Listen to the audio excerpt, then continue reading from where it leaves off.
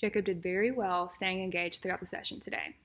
He did require some verbal prompting, but we found that a visual schedule and some reinforcement helped him attend better to task.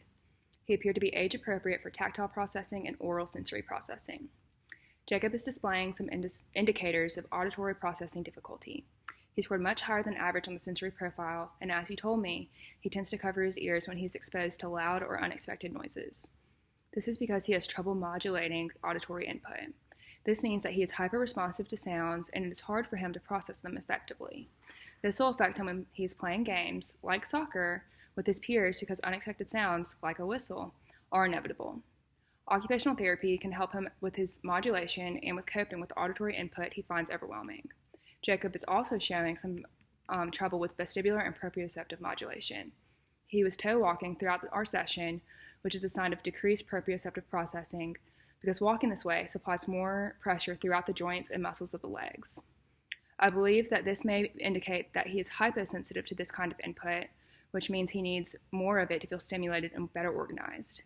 He also scored a little higher than average in this category on the sensory profile. These senses are important to keep him appropriately regulated because they help a child know where their body is in space in relation to other people and objects.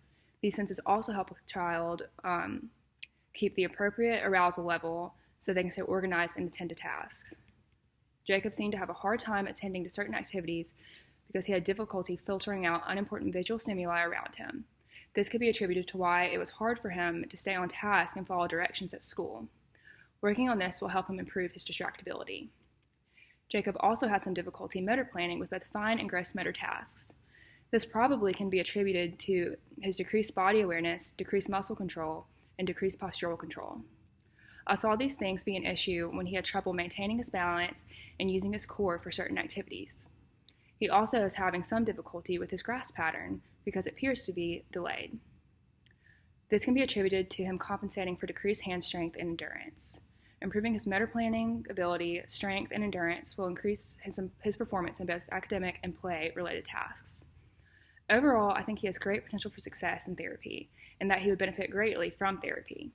We can address all of these concerns that have been brought to our attention and help him progress to be able to perform activities and interact with his environment like his peers.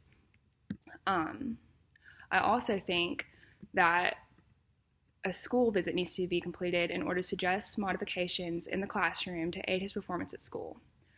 I also can send him a home therapy program for you to continue his progress outside of therapy.